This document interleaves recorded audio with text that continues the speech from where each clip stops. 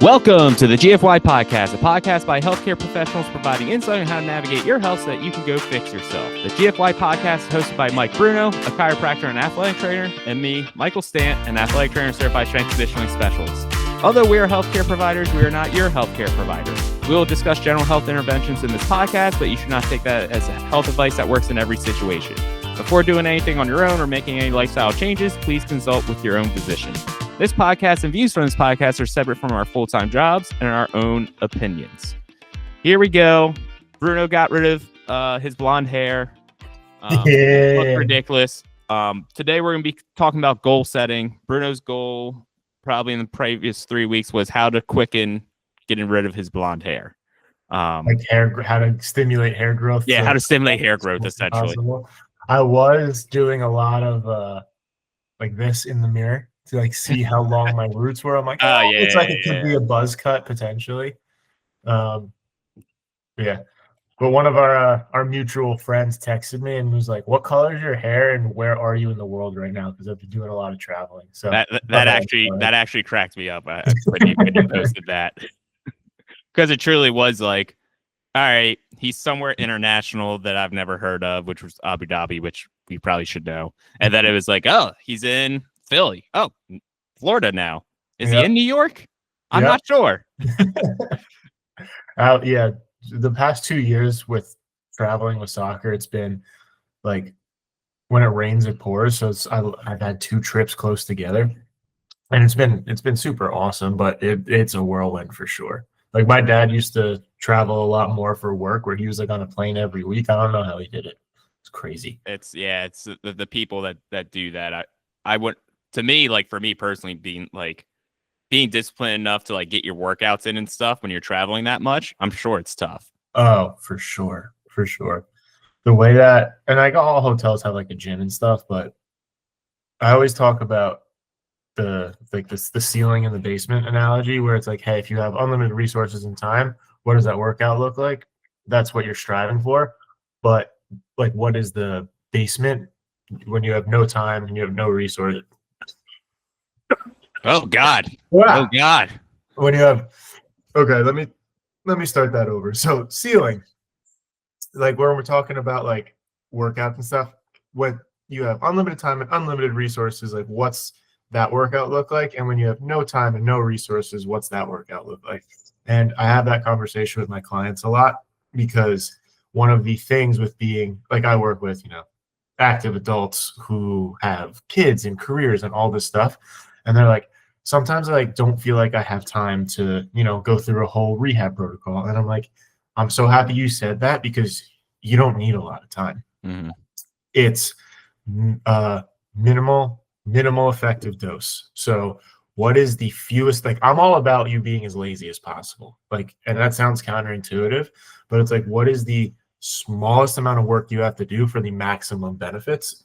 Because a lot of the times I see people who are like, oh, I've tried everything. So like they're spending this hour routine doing stuff where 55 minutes of that hour is irrelevant and it's not helping them toward their goals. They're just trying to like add and grab and do all these things that are trying to get them to their goals. Like they're working really hard at it, but a lot of it isn't moving the needle. So it's actually addition by subtraction, where we're getting rid of a lot of stuff.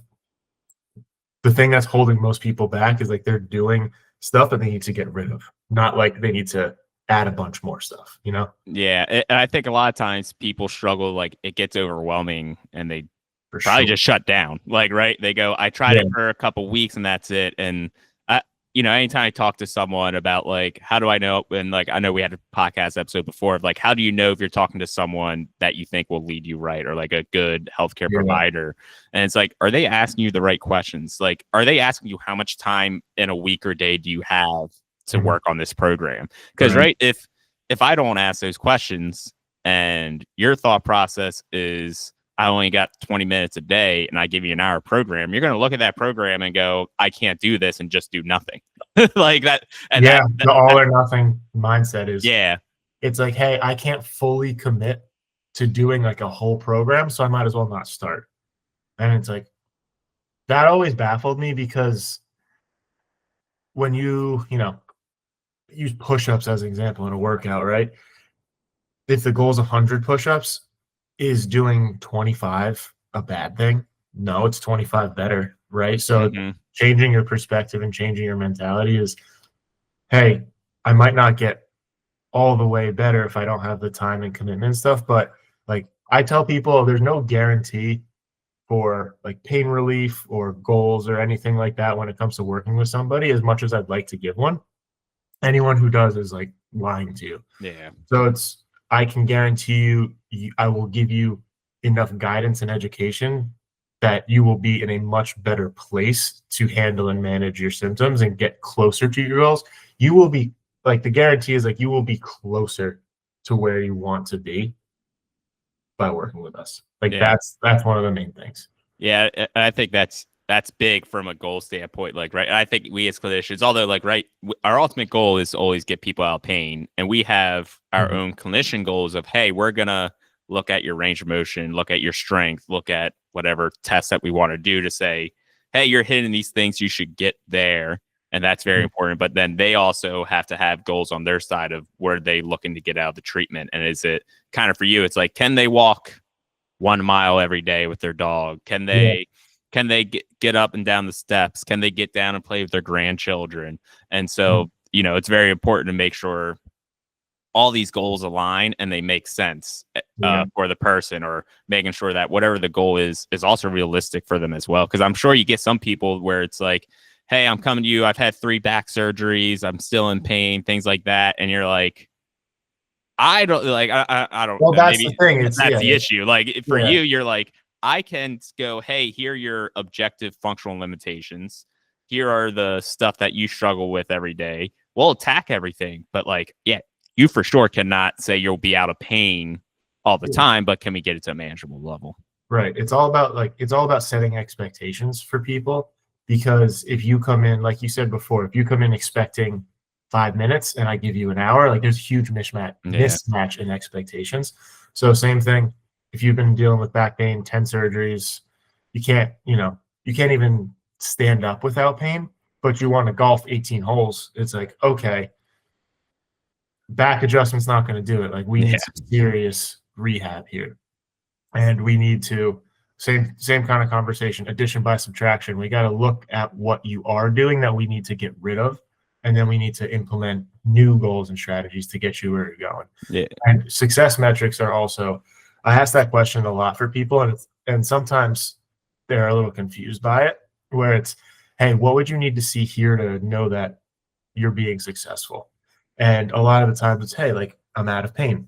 Mm-hmm. So it's like, okay, your only goal is to get out of pain. I'm like, yeah, okay. What happens after you're out of pain? Like, oh, then I can finally, work out and like break a sweat, and like I can go skiing with my family on vacation, which I haven't been able to do in 10 years. And like, that's the goal. Yeah. Right. I know pain is like the first thing on everyone's mind. That's the first wall. But it's like when you get rid of pain, what in your life now becomes better, right? Like that's the big difference in like what we're looking at, where it's, a lot of people are focused on pain relief. And then I have the conversation, I say it jokingly, but if your goal is just pain relief, you can you can do a lot less work by like taking Advil, icing the crap out of it, getting a Mm-hmm. shot. Like all that stuff is designed for pain relief. If that's your only goal, then like those options are on the table. But most people who I work with, the goal is something active, and then therefore those pain strategies become way less effective, because they're not teaching you, how to move properly and manage things in real time. So what sounds like a good solution then becomes a bad solution when the perspective shifts, like when the goals change. Mm-hmm. Yeah, I think keeping goals to that, like, right? Yeah, there's no reason to share like your own personal goals of like, we need to hit this hip range of motion, where it's like the most Oh overarching yeah, important goal I is tell this. them that. Yeah, I'm like, like yeah, yeah, you have 50% of your hip range of motion, but if we get 100% of that back, great. But if you still can't golf, like yeah, who it doesn't cares? matter. Yeah, Yeah, yeah, yeah. exactly.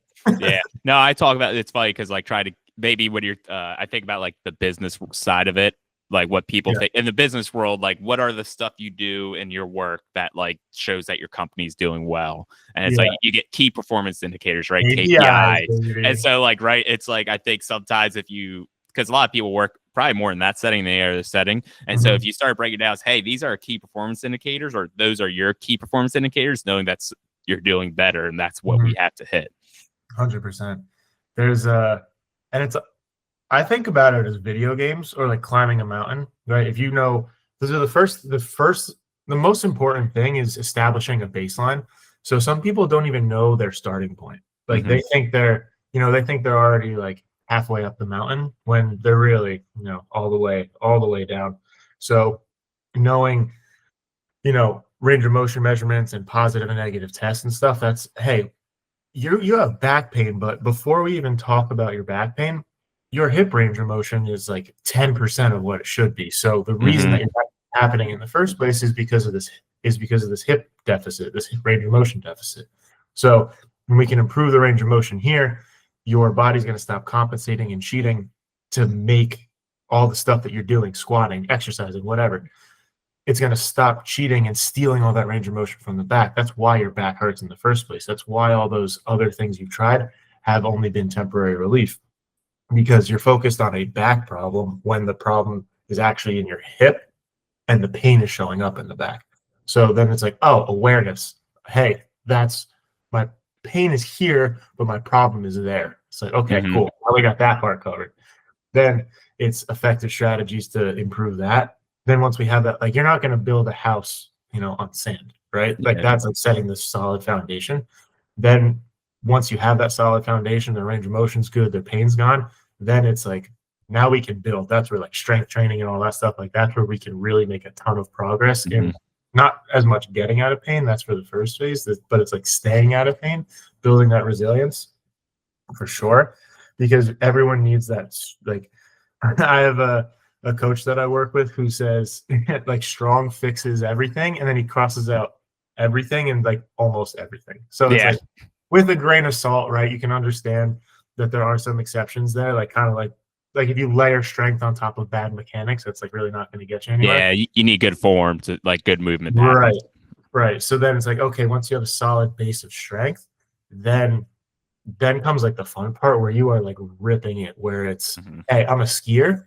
Let's do some plyo stuff so we can like learn to absorb force, right? And like hit that mountain hard. If you're a runner, like let's look at mechanics and like let's like actually get you into a sprint workout. Jiu-jitsu guy, like let's get torquing on those joints so like you can actually be confident and prepared to do the stuff that you want to do. Yeah, I think a lot of people like to hit the goals they want, and obviously, and we could like you got to have micro goals to get there, essentially, right? Like you got to check, and I think that's what helps people stay engaged as well, is those checkpoints of, hey, you have a goal in 2 weeks that we're going to try to hit. Hey, you have another goal in another 2 weeks that we'll try to hit. Just kind of based on your treatment or based on something that they want to be able to do. Obviously, we don't want to put like strict guidelines because everyone's a little different. And like, and I think sometimes you have to say, hey, we can hit this goal in this amount of time if we follow the plan. And that's what happens to a lot of people as well is, well, this happened and that happened. Like, and I can't. Well, that's the conversation. That's the conversation I had with you when I wanted to run my first marathon. Like 26.2 miles sounds forever away. Yeah. When it was hard for me to run 5, right? So it's, hey, first like when it's, especially if it's like something like, let's say back pain with running. Yep. Hey, can I run without, or can I jog without pain? Cool. Now can I run 3 miles? Cool. Now can I run 10 miles? Awesome. Now can I run 10 miles at a pace that I want to be able to hit my marathon at? And you can see it in like a running progression. It makes sense stacking it up over time like that. In rehab, people like really like they start on page 1 and they just want to skip to page 20. And I get why, but you have to look at it the same way. So like being able, and the problem also is a lot of clinicians that I see, like they want to make the patient happy. So they'll also go from like, hey, let's do, sideline clamshells on the table, which is super low level exercise, to then, okay, that doesn't hurt. Let's go squat. And they'll skip all these steps. They'll squat single leg stuff, like partial range of motion stuff, make sure they can do all of it first. Right. And they skip all these steps, and then clients are like, okay, like it still hurts to do all that more complex stuff. And now they're, nervous, fearful, and like they might stop. I've heard from people, it's like, hey, PT made me worse. I got hurt at rehab. So it's like, I'm screwed. If I can't exercise at rehab in that environment, it's supposed to be like safe and supportive. If it hurts there, I'm definitely not going to do it on my own. And they just like cut the gym out altogether. Yeah. It's like, whoa, whoa, whoa, whoa, whoa. It if something, I tell patients all the time, it's almost like I have to unbrainwash them. I'm like, if something hurts or is uncomfortable in here, you tell me because we have to make the adjustment. Yeah. And they're like, not like back crack adjustment, but like we have to change stuff up. And they're like, no, it's okay. It's like, it's not that bad. I can push through it. It's like, okay, let's define some terms, right? Yeah. It's good bucket and bad bucket. Like, hey, this feels good. Like I'm working my muscles. Cool. But it's like, hey, this is uncomfortable. It hurts or doesn't feel right. Bad bucket. So we only have two options, right? If it's a good bucket, we can have a conversation there. If it's a bad bucket, we're changing stuff up. Mm-hmm. Because the only way to stack progress over time is doing stuff in a way that is simple, effective, and enjoyable. Yeah. And like, I think a lot of people, oh, it's simple. I'm pretty sure it's effective. Now I don't know if it's enjoyable anymore because I'm feeling this weird stuff and I don't know if I want to keep doing it. And like, I think that's us clinicians sometimes, if we don't probe and ask those questions. And this is why I would say don't use ChatGPT to be your guide on this stuff, because they like, it's not going to, like, you do need someone who can kind of adjust for you a little bit regularly. Like I think I saw someone post the other day, obviously ChatGPT AI, it'll take our jobs one day, but like, no, I'm joking, but I don't think it can make the adjustments on the fly like that as well. So like, that's why I think it's really important of like, hey, talk to someone who actually has expertise in the area that you're trying to fix, and like, don't go with it on your own. The feedback loop is so important. So if you don't have touch points when you're doing stuff, like I have weekly check-ins outside of appointments where it's what went well, what didn't, that type of thing. So when we're trying to like establish a baseline, I tell clients all the time, for whatever reason, like if that exercise or whatever I gave you for homework, even if you're just like, I don't like it, that's enough for me to like, there's more than one way to do something. Yeah. So if there's an exercise you don't like we have to make that change, because over time there's the likelihood of you continuing to do it, even if you just strictly don't like it. Yeah. And honestly, that's important too. Like the consistent follow-up or the ability for people to like reach out, because sometimes it might be too late at that point. It's like, all right, I went and saw my provider once a week. You can't reach out to them when you're on your own. So you don't truly know. This thing that hurts all week. Yeah, exactly. Like, creating all this interference that's Yeah. putting you in a bad spot. Yeah, exactly. So sometimes you spend so much time, wasted time doing that, as opposed to actually attacking the goal that you have in mind. Yeah. So what would be your number one recommendation for like setting a goal, especially if, let's say, you're starting off with pain? For me or for someone else? For someone else. Like, start off with pain. The goal is finding out. It's fun. Right? You have to respect pain. So it is, hey, we're going to do the stuff. If it's a chronic or acute injury, right? We always go back. For acute, hey, we're going to do the stuff that helps kind of modify the inflammation, or at least modify your pain. So like, right, I'm all about all right, let's do the stuff that gets it out of pain first. Let's see if we can get it out of pain with a full evaluation. So can we at least decrease your pain in some way? Can we manage the pain better to start? Once we get that and we manage the pain better, okay, what are your functional goals in the next couple weeks? What would you like to achieve? And that is a conversation of going back and forth of like, are these realistic, right? Is it kind of your example of the, hey, I've had back pain for 10 years, I haven't done anything, and I want to be able to ski next month with the family.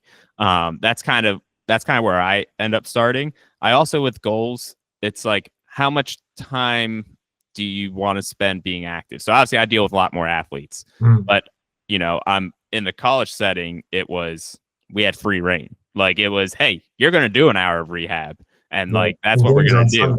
And exactly. And even that, it is funny, as I progress in the college setting, I did switch a lot more to like, depending on the kid I was dealing with. Yeah, they have a goal of getting back to high level activity, but some kids were like, I'm a baseball player. I don't want to be the king of sport. I don't want to be the king of my thing. I want to do what gets me in and out of here quickly.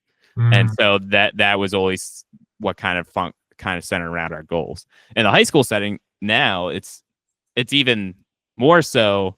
Hey, I came in because I'm having pain. Mm-hmm. Oh, 30 minutes of exercises. Yeah, I don't think I'm going to do that. Like, right. So Yeah. it has truly changed to the minimal effective dose approach of like, all right, I see that you have some knee pain. You're generally weak. Say it's patellar tendonitis. Mm-hmm. All right, we'll do some eccentrics for it because we do need to target that tendon loading aspect. Mm-hmm. However, your hip abduction, like you can't even hold yourself in a sideline hip abduction position. Your single leg balance stinks, and you have no hip range of motion. So I'm gonna just give you one exercise for each and focus on that for a week and follow back up. So you're saying like first phase is focus on what you can do, not what you can't do. Yeah, I think that's a good way to put it. Getting like super narrow there. Then once that is solid, then it's expanding on that. So it's like, hey, what's more of stuff that you can do? And then from there is fine tuning it where it's sport specific or activity specific. Yep. Yeah. And I think too, like kind of like, I think people struggle initially, especially high school students struggle initially to go like, I'm having knee pain because my hip is weak. I don't know if I believe you on that. Like that happens all the time. And so like you have to like I always go, okay, I'm gonna do stuff specific for your knee. That may or may not help, but let's believe me, it's gonna help. It might help, may or may not, but we're gonna work on these other things as well because hey, I just showed you that they're not up to enough and they might help. What I do for clients who are skeptical like that? So I had I had a phone call with a client and she was like, my neck hurts, blah, blah, blah. I'm like, okay, like, has anyone ever looked outside your neck? No. All right. So to be honest with you, like that's the first place I'm going to look is outside your neck, because if it was a neck problem, like the neck stuff would have worked. And she was like, I don't get it. I do that. I do that with people all the time too, where I'm like, well, I'm also like, well, if someone already tried treating your neck and it didn't work, why would I just do the same thing? Like that doesn't make sense. Yeah. So she came in and was like, I still don't get it. I was like, okay, this is what we're going to do. We're going to start outside in. So we're going to look at the shoulder and the rib cage first, right? We're going to take our baseline measurements. Then we're going to address what I deem to be the root cause based on everything that we're seeing. So we address some like rib cage motion, some shoulder range of motion, and we go back and we retest the neck. And she looked at me like her literal words were, this is some voodoo shit. That's exactly what she said. And I was like, well, tell me more. She goes, I don't feel any neck symptoms anymore. And that was just like one thing that we did. And obviously it's like there's more to it to make it stick and like last long. Those are always the most fun sessions where it's like so immediately. She went from being like, what the hell, to like, okay, now I get it. So like that type of stuff is so valuable. Yeah, it's always great. It's all like, hey, I can probably get you out of pain, like, or at least decrease pain right now based on changing this stuff if it works. But like, it's going to be a couple hours, and you're going to have to really focus on getting it better. Yeah, and like those quick wins are great because they allow clients to see they're like, okay, something like that. Now there's hope, like especially if they've been time and time again. Like now there's stuff that they can actually like grasp onto where it's like, okay, cool. If I stick to the process and like we work together and he gives me a good plan and like I do my part, then like my chances of success are going to skyrocket. Yeah. And that's why we do what we do. Yeah, exactly. Like there's a wrestler, he was having back pain and I showed him some hip stuff and other things to do. Like he couldn't even reach his toes, and then like he could reach his toes and all his pain was gone. It was just like, I'm bought in. I'm coming back. Yeah. I love it. Wow. Well, good episode. I feel like this was super packed with information. Super packed, super quick. You know, simple, effective, enjoyable, minimal effective dosing. We're staying by our There you go. Send us off. All right, Mikey. Let's tell these good people to go fix yourself.